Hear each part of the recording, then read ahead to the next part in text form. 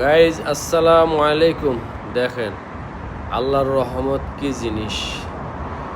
পুরা রমজান মাস সৌদি আরবে কি শান্তি, আবহাওয়া কত ঠান্ডা ছিল, কিন্তু আল্লাহ বান্দারে আমরা মনে করছি যে রমজান মাসটাই আল্লাহ রহমত বর্ষিত করছে, অথবা আল্লাহ রহমতের চাদরে ডাইকে রাখছিল।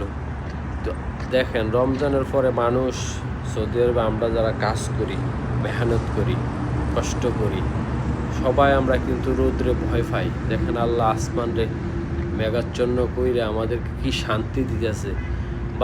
বান্দার কষ্ট আল্লাহ কখনো নিজে সহ্য করতে পারে না। আল্লাহ আমাদেরকে কত ভালোবাসে।